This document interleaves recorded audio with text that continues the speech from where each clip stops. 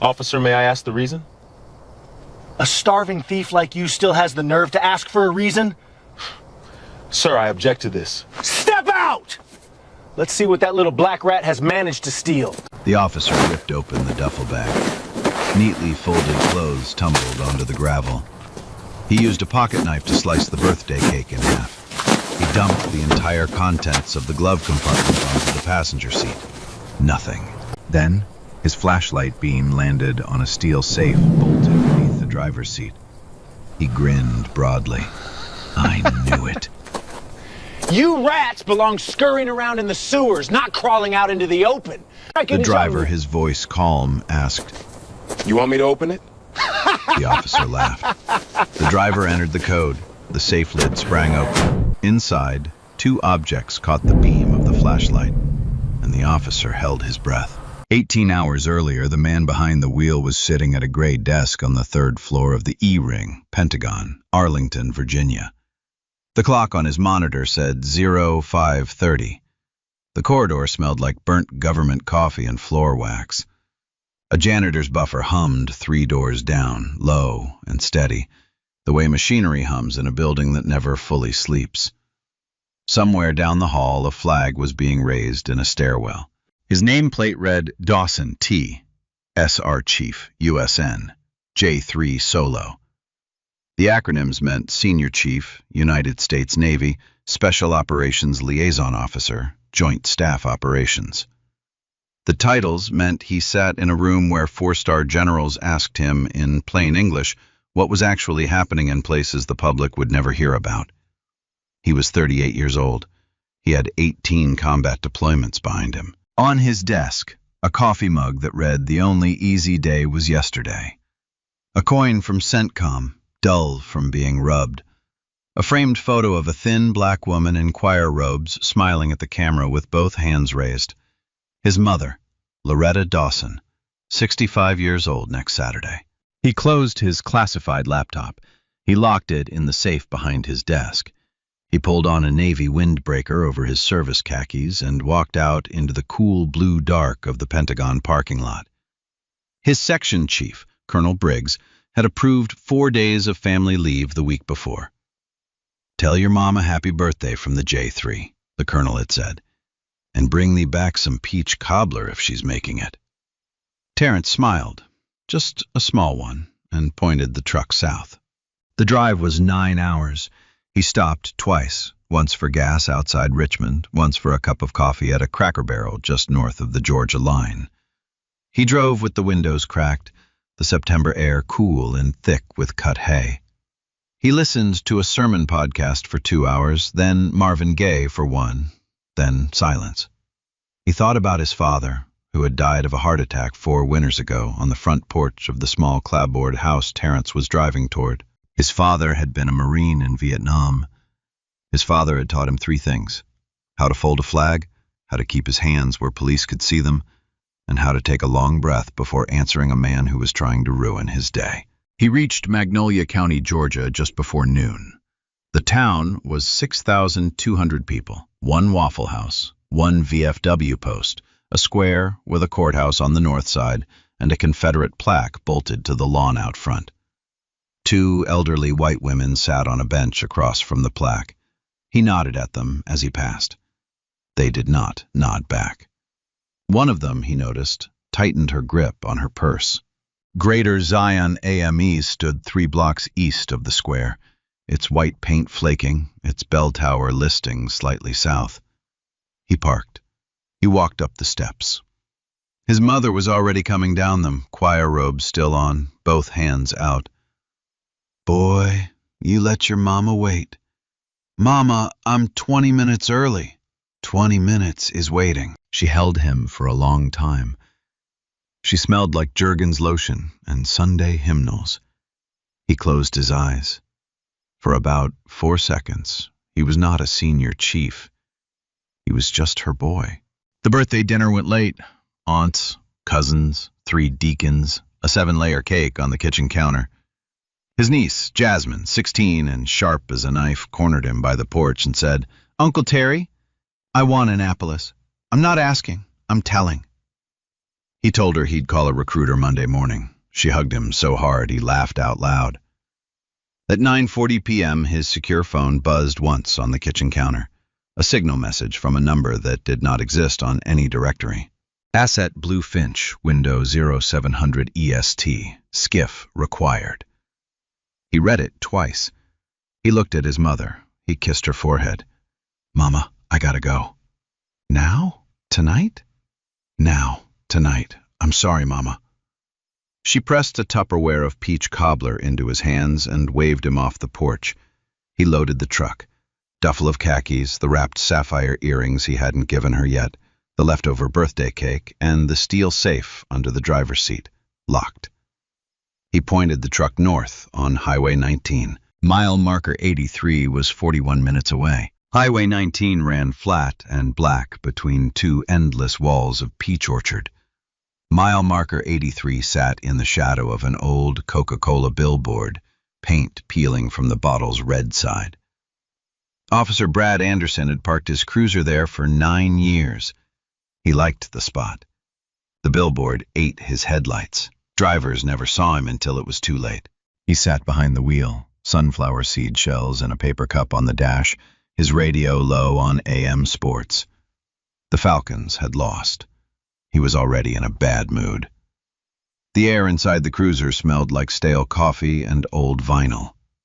At 10:09 p.m., a pair of headlights crested the rise. A black Ford F-150, brand new, lifted suspension, polished chrome. The light bar of his cruiser caught it for half a second as it passed. Anderson sat up. He typed the plate into his terminal, Virginia, government style but registered to a private name. He waited for the system to chirp. Clean. No warrants, no flags. He typed it again, slower, like the machine had lied to him. Then he saw something the system did not show him. The driver, illuminated for a single frame by the cruiser's auxiliary light. Black, late 30s, composed. That was enough. Anderson hit the lights. He pulled onto the road. He clocked the truck at 56 in a 55. Within 30 seconds, the F-150 had eased, calm, signal on, no jerk, onto the gravel shoulder. Inside the truck, the driver placed both hands on the wheel at 10 and 2. His father had taught him that. He turned the interior dome light on with his elbow. His father had taught him that, too. Anderson did not walk to the window the way the academy taught. He walked to the front bumper. He planted one boot on it. He thumped his flashlight against the hood. 3 slow knocks. The driver did not flinch. That bothered Anderson more than anything had bothered him all year. He came around to the driver's side window, finally, and rapped on the glass with his knuckles. The window came down. The truck smelled like leather, peach cobbler, and birthday cake. License, registration, insurance, and don't make me wait, boy. The driver, voice even. Yes, officer. My right hand is going to my glove box, then to my wallet. I am telling you in advance. Anderson laughed. Listen to him, like a damn lawyer. The driver retrieved the documents and handed them over with the calm of a man who had handed documents over many times in his life. Pennsylvania issued license, Virginia registration, State Farm insurance, all current, all clean. Anderson did not turn to walk back to his cruiser to run them. He folded them in half, slow and showy, and tucked them into the back pocket of his uniform pants like a tip he had decided to keep. Sir, the driver said, those documents are now in your custody. May I have a citation number or a reason for the stop on the record? You can have whatever I decide to give you. You were doing 56 in a 55. That's speeding in Magnolia County. That's a stop. That's a search, if I feel like it. Sir, that is 1 mile over the limit. The radar tolerance is ±3. I would respectfully ask, you'd respectfully ask, shit, step out. The driver did not move.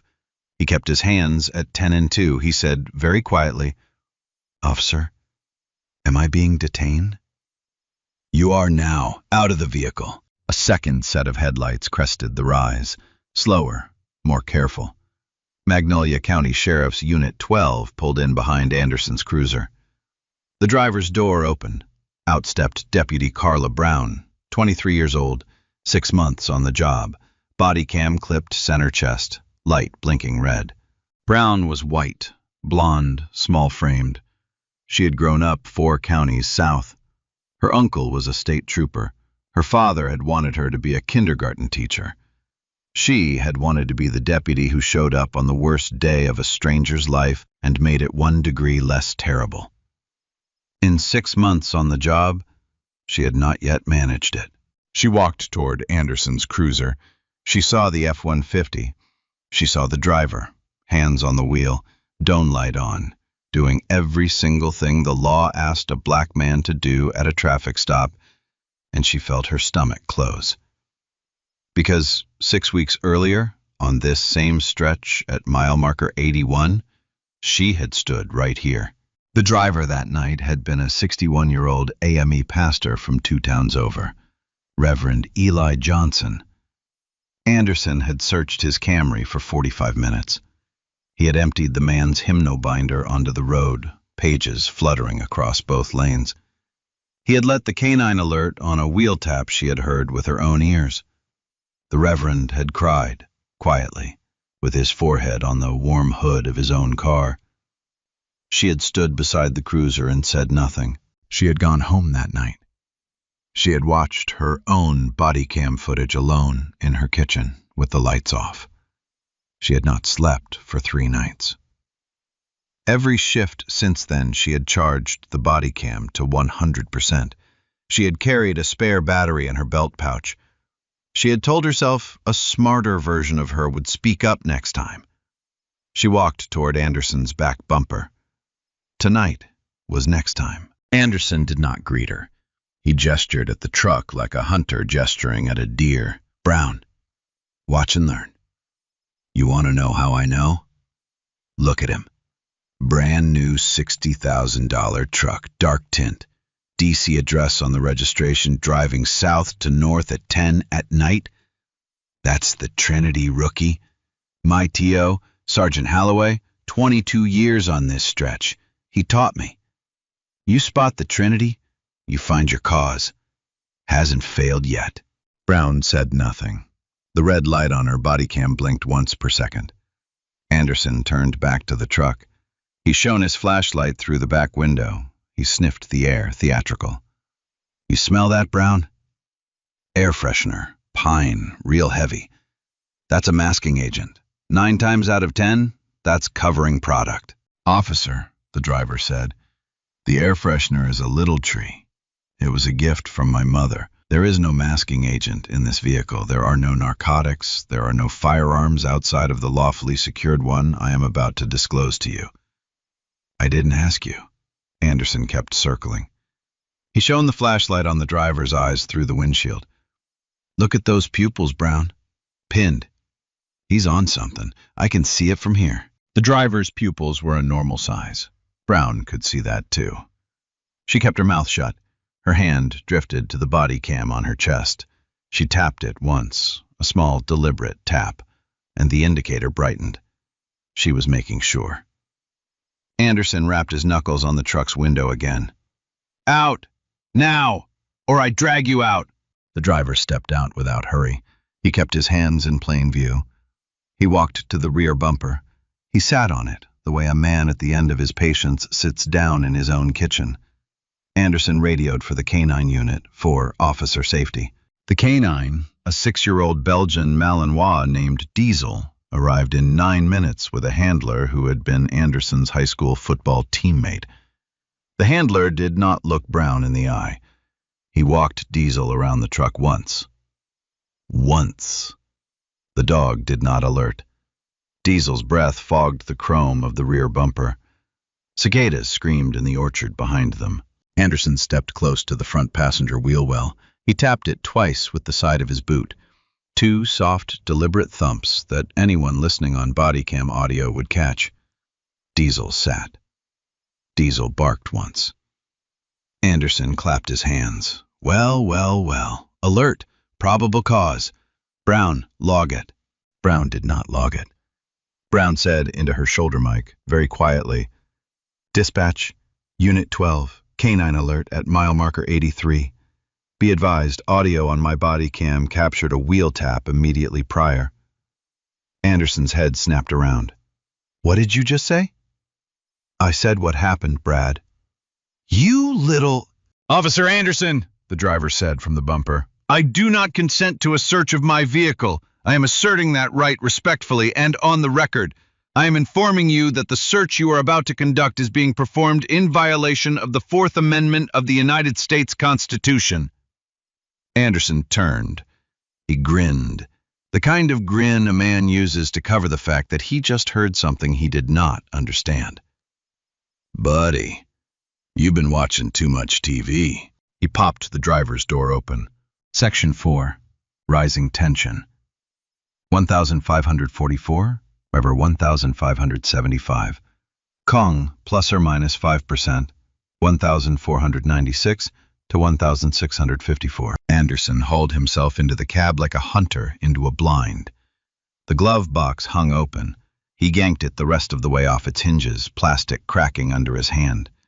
Vehicle registration, insurance card, a small Bible, leather-bound, edges worn soft. A black and white photograph of a Marine in Vietnam dress blues. Terrence's father.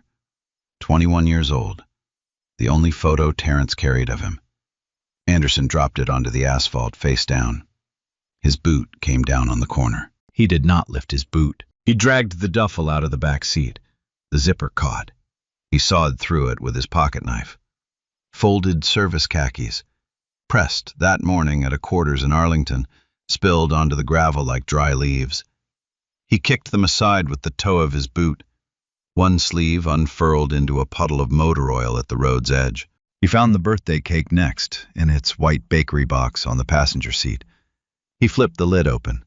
The smell of buttercream and vanilla rose into the cab. He sank the blade of his pocket knife into the frosting and dragged it through, end to end. Sometimes they hide product in cakes. Real cute, right? White frosting clung to the blade. He wiped it across the leather of the passenger seat in one long, slow streak. Then he saw the small jewelry box wrapped in pale floral tissue. He tore the tissue open with both hands. He shook the box hard against his ear. 3 sharp rattles. The sapphire earrings clattered like small teeth inside the box. He did not rewrap it. He threw it into the footwell. Terrence sat on the rear bumper. He did not move. He did not speak. He counted his breaths. He had counted his breaths through 7.62 fire in the Korengal Valley. He had counted them through a 4-hour wait under a burning Humvee outside Solder City. He could count them through this. Anderson, half inside the cab, turned to lecture Brown like a man teaching a class. Brown, this is technique. My T.O., Sergeant Holloway, taught me this for 6 months straight. You gotta understand, they don't hide in glove boxes anymore. They hide in cakes, in baby diapers, in jewelry boxes, anything that looks like a gift. Holloway told me, Brad, you walk into that truck assuming it's lying to you. That truck wants you to give up. Don't give up. He dug deeper into the duffel. A worn pair of Solomon boots, salt-stained at the heel. A paperback copy of Marcus Aurelius. A black running watch. Anderson held the watch up between 2 fingers like it was contraband. What's this, partner? Stopwatch? Timing something? Terrence did not answer. Anderson threw the watch onto the gravel. The crystal cracked. Holloway told me on the day I graduated FTO. He said, Brad, 22 years on this stretch, I have never been wrong about a dirty one. Your eyes will know. Your eyes will know. And tonight, Brown, my eyes know. Brown said nothing. She looked at the cracked watch on the gravel. The body cam on her chest blinked red. Every word he said, it swallowed. She did not speak. But she did not walk away either. Anderson pulled Terrence off the bumper by the elbow. He pressed his chest against the warm metal of the truck. Terrence kept his balance. He did not resist. The pat-down was rougher than the first one. Anderson's hand traveled along Terrence's belt. His waist lingered too long on his thigh. "You got needle marks anywhere, partner? Want to tell me before I find 'em?" "I have no needle marks, officer. I have a scar on my left calf from shrapnel I took in Mosul in 2016. That is the only mark on my body." "Right. And I'm the President of the United States." Anderson turned back to the cab. This time he ripped the floor mat out from under the driver's seat. The flashlight beam dropped and caught it. A flat steel safe bolted to the floor through 4 anchor points, matte black, combination dial in the center. He said it almost to himself. "Well, hello, baby." He straightened up. He turned to Terrence. "What's in the box, partner?"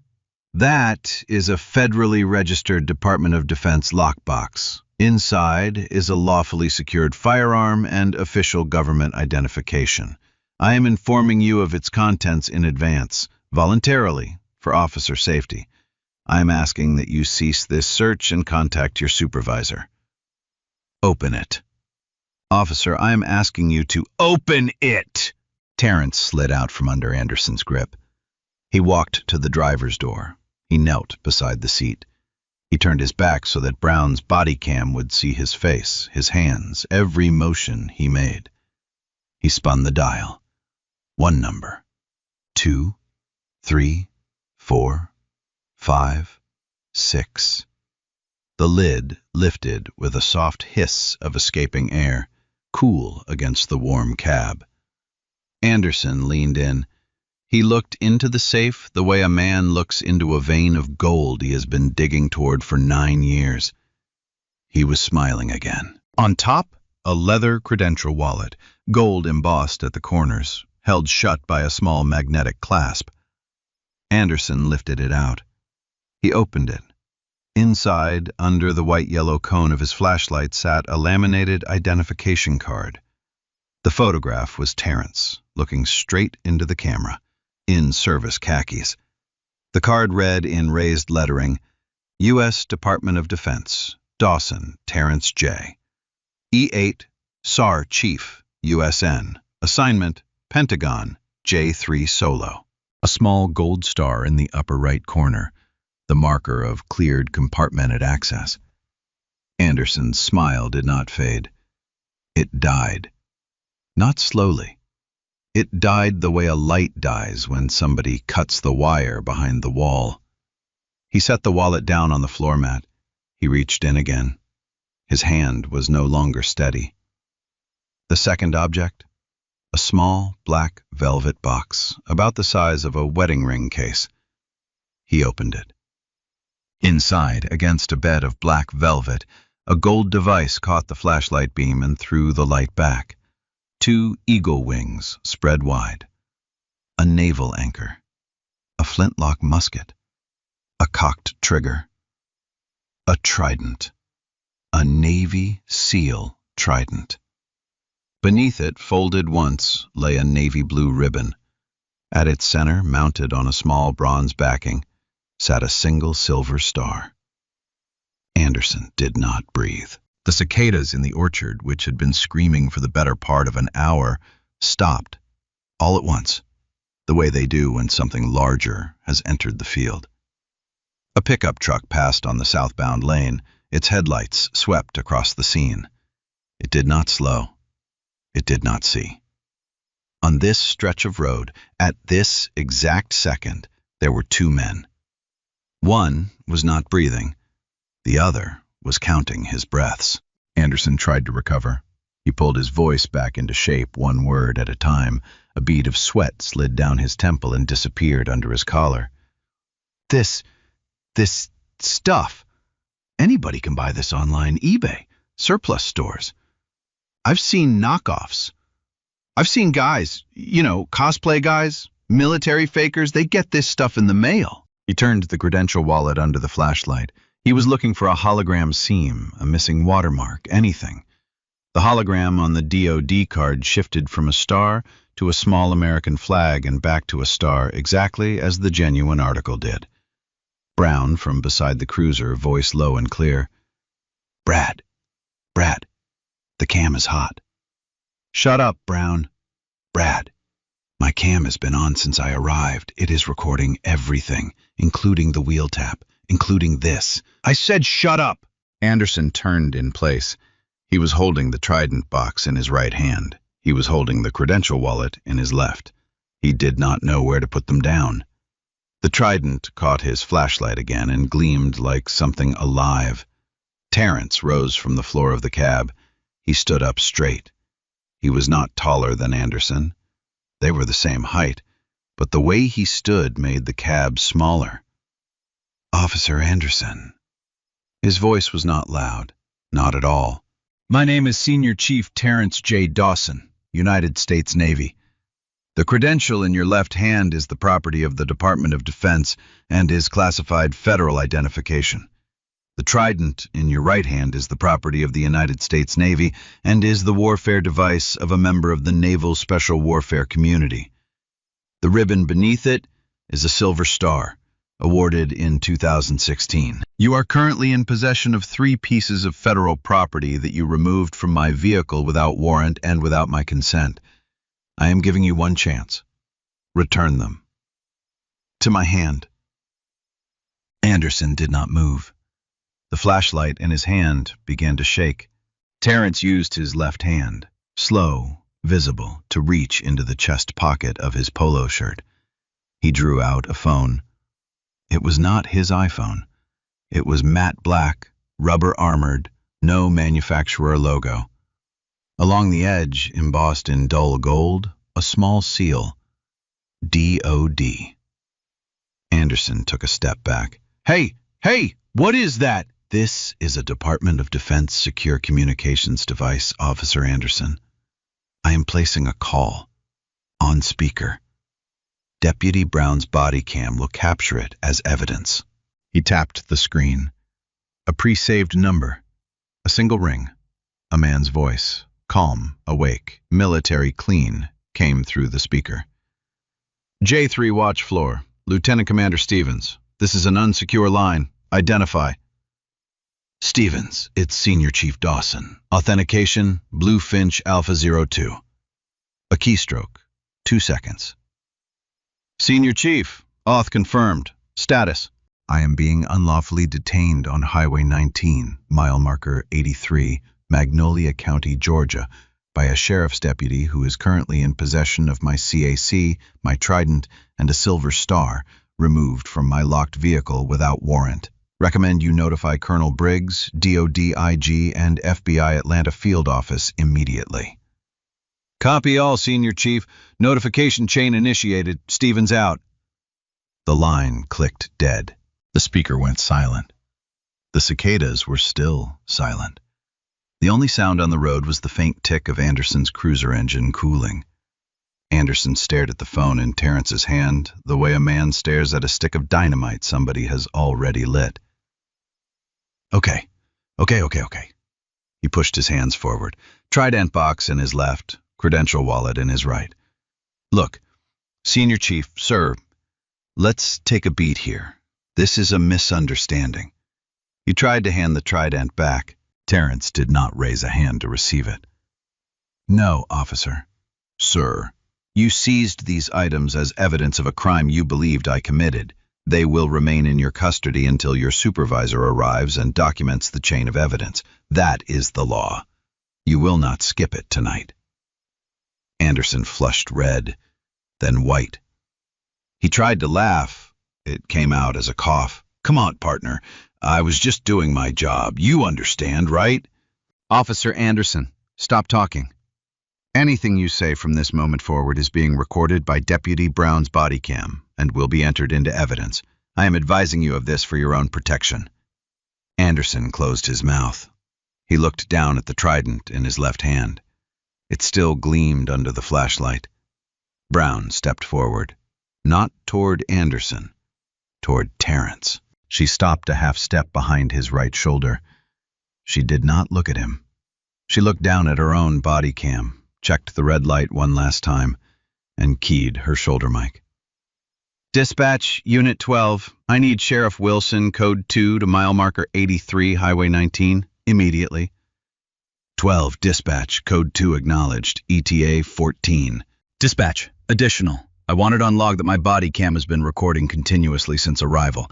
I am also requesting that body cam footage from Unit 12 dated 6 weeks ago, incident involving Reverend Eli Johnson at mile marker 81, be pulled and preserved as evidence. Audio on that footage captured a similar wheel tap by Officer Anderson immediately prior to a canine alert. I am formally requesting preservation as a witness. The dispatch line was quiet for 1 full second. 12 Dispatch. Copy preservation request. Logged at 23:11 hours. Stand by. Anderson lunged toward her, not violently, desperately. Brown, no. What the hell are you doing? We're partners on this. You and me. She did not step back. She looked straight at him. I should have said it that night, Brad. I am saying it tonight. You stupid little... I am not stupid. I was scared. There is a difference. And tonight I am done being scared. Anderson stood there, the trident still in his hand. His eyes flicked from Brown to Terrence to the DOD phone and back to Brown. There was no direction he could look in that did not contain his ending. Sheriff Glenn Wilson arrived in 13 minutes, not 14. His cruiser braked hard on the gravel. He did not jump out. He sat behind the wheel for a long 20 seconds, both hands on top of it, looking through his windshield at the scene. Wilson was 59 years old. He had served as an Army NP from 1986 to 1990. He had been sheriff of Magnolia County for 9 years. He had been hearing warnings about Brad Anderson for 2 of those years. He had not acted on them. Tonight he understood why he should not have waited. He got out.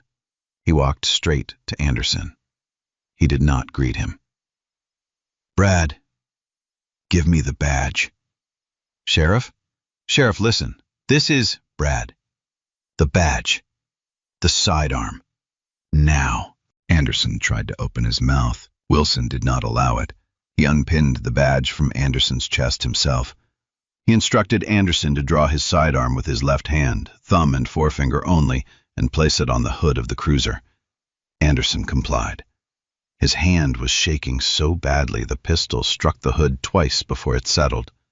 Wilson took the pistol. He took the badge. He did not look at Anderson again. He turned to Terrence. Senior Chief Dawson, I am Sheriff Glenn Wilson, Magnolia County. I am here to take over this scene. May I have your patience for the next 30 minutes? Terrence nodded once. Wilson walked Anderson to the back of his own cruiser. He did not cuff him. He did not have to. He opened the rear passenger door, the cage door, and waited. Anderson hesitated. He looked back at the F-150. He looked at the Trident still in his hand. Wilson took it from him, gently but without negotiation, and tucked it into a clear evidence bag he pulled from his belt. He sealed the bag and wrote the date and time across it in black marker. In the car, Brad. Sheriff, please. He matched a profile. The Trinity. Halloway taught us. The truck, the plates, in the car. Anderson sat. Wilson closed the door. He stood outside for a moment, listening to Anderson's voice rise behind the glass. Sheriff, the dog alerted. The dog alerted. You saw it. The report's going to show. The dog alerted because you cued it, Brad. I have seen that wheel tap on tape twice this year already, once on Pastor Johnson, once on a 16-year-old girl outside Albany. I should have moved on you in August. I didn't. That is on me. The next part is on you. Anderson said nothing. Wilson walked away from the cruiser. He walked back to Terrence. He removed his hat. He held it against his chest with both hands. The brim trembled, just slightly, in his grip. Senior Chief Dawson, on behalf of the Magnolia County Sheriff's Department, on behalf of this county, and as a man who put on a uniform once, I am sorry. What was done to you tonight is not what we are supposed to be. I will not pretend that this is the first time something like this has happened on this stretch of road. I will only promise you that it is going to be the last." Terrence held his gaze. He was not unkind, but he was not soft either. "Sheriff, with respect, your apology matters less than what happens after I drive away tonight. I will judge this department by what I read in the news in 90 days, not by what you say to me here." Wilson nodded. He put his hat back on. "Understood, Senior Chief. That is fair." He turned to Brown. "Deputy, you did the right thing tonight. You are going to take the next 24 hours off, with pay. You are going to write a statement, every detail while it is fresh, and then we are going to talk. About 6 weeks ago." Brown's eyes glistened just for a second. She held them open. She did not let them spill. "Yes, sir." Wilson radioed dispatch and formally placed Officer Brad Anderson on unpaid administrative suspension pending criminal investigation. He requested that the Georgia Bureau of Investigation respond at first light. He requested that the FBI Atlanta field office, already alerted by Lieutenant Commander Stevens an hour earlier, be looped in directly through his office. Brown helped Terrence reload his truck. She knelt on the gravel. She picked up the cracked black and white photograph of his father. She brushed the gravel off it with her sleeve. She handed it back to him with both hands, the way you hand someone a folded flag. "Senior Chief, I am sorry." He took the photograph. He looked at it for a long moment. He nodded. "Thank you, Deputy." He refolded the service khakis, slow, the way he had been taught at boot camp. He set the broken birthday cake gently into the back seat. He rewrapped the sapphire earrings in fresh tissue Brown produced from her own glove box. At 12:52 a.m., he pointed the truck north on Highway 19 again, mile marker 83 receding in his rear view, his hands at 10 and 2. He drove 40 minutes in silence. Then he pulled into the parking lot of a 24-hour Waffle House outside Macon, idled the engine under the yellow sign, and made 2 phone calls. The first was to his mother. He told her he was fine. He told her he had been delayed. He told her to put the kettle on next weekend. She did not press. She had been a Marine's wife. She knew the difference between fine and fine. The second was to his attorney in Alexandria, Vanessa Moore. He said 3 words. "Vanessa, file it." She said 2 back. "Already drafting." The night for Terrence Dawson was over. For Brad Anderson, the night was just beginning. By sunrise the next morning, FBI Special Agent Howard Taylor was sitting in Sheriff Wilson's office in Magnolia County with 2 laptops, a coffee, and a federal subpoena already drafted. By noon, 18 months of Officer Brad Anderson's body cam footage was in the back of a black Suburban headed for the Atlanta field office. The numbers came back 2 weeks later in a sealed memo that did not stay sealed for long. Over 18 months on Highway 19, Anderson had conducted 312 traffic stops. Of those, 268 had been performed on drivers who were black or Latino. The county itself was 71% white. The math did not require a federal investigator to read it. The math read itself. 3 previous canine alerts on Anderson's record were re-examined. In 2 of them, audio from secondary body cams caught the same soft double thump on the wheel well immediately before the dog sat. Diesel's handler, Anderson's high school football teammate, was placed on administrative leave by week's end. Reverend Eli Johnson, 61 years old, AME pastor from Sumter County, was contacted on a Sunday afternoon. He listened to the agent for a long minute.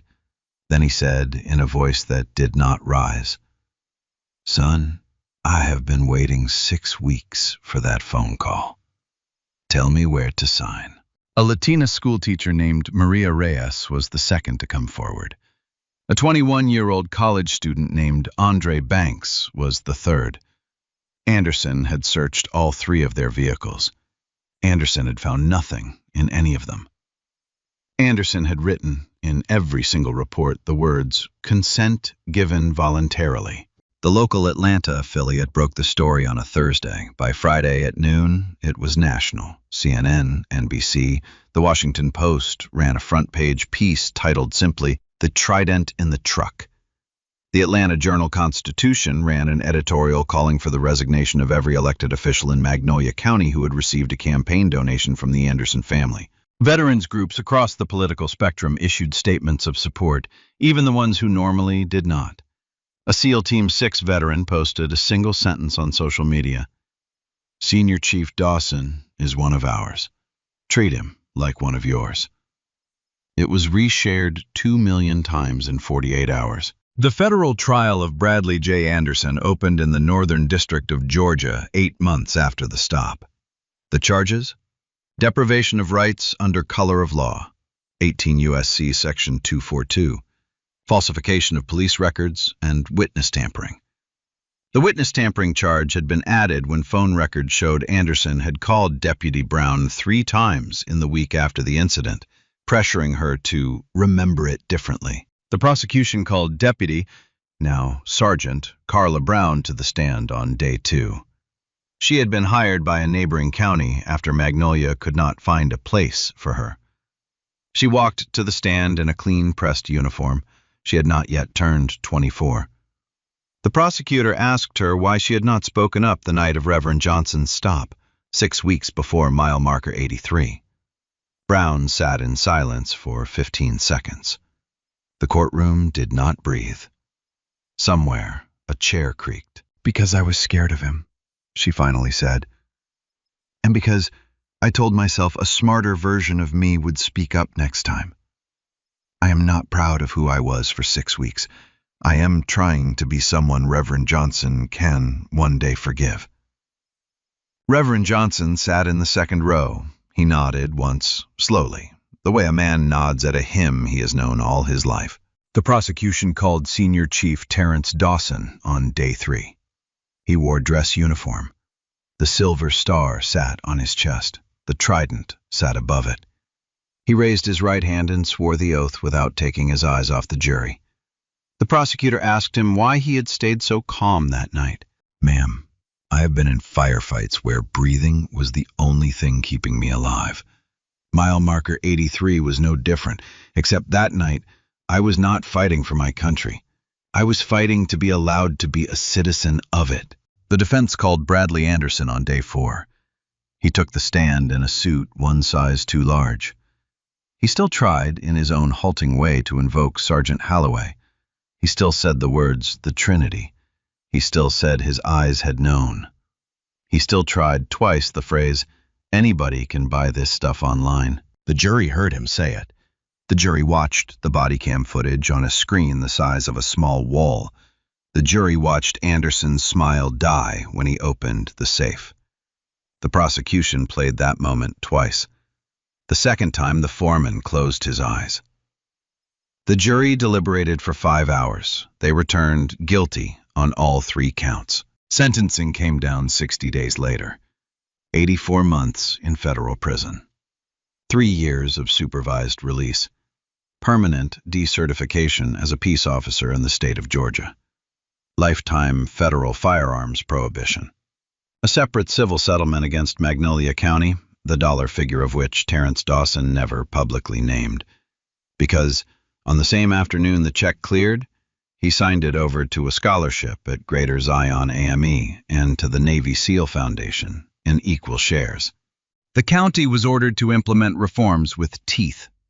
Mandatory monthly body cam audits, an independent canine review board, a civilian oversight commission with subpoena power.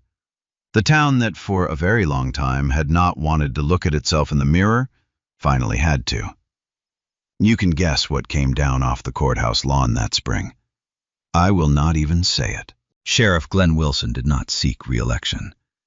Sergeant Carla Brown was invited to give the keynote address at the Georgia Public Safety Integrity Conference. She accepted. On the courthouse steps, after the verdict, Loretta Dawson stood beside her son in her lavender choir robe. Jasmine stood on his other side in a brand new United States Naval Academy hoodie. Early acceptance. Class of plebes incoming. Terrence stepped to a single microphone. The wind moved his mother's robe. He looked at the cameras without smiling. My uniform did not get me justice tonight. The camera did. The deputy who told the truth did. The law, when it finally chose to work, did. The next black man on that highway should not have to be a Navy SEAL to come home alive. He stepped away from the microphone. The room, and the country watching it, went still. A year later, the corridor on the third floor of the E-Ring still smelled like burnt coffee and floor wax. Senior Chief Terrence Dawson stood at attention on a parade ground at Naval Special Warfare Command in Coronado. The Pacific breeze pulled at the dress-white cover of the new SEAL graduate in front of him. Terrence reached into a small black velvet box. He took out a gold trident.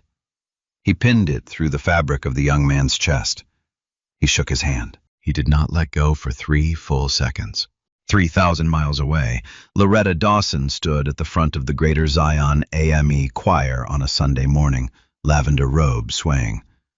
The new sign on the church lawn read in white on black, Dawson Scholarship Fund. 6 high school seniors stood in the front pew.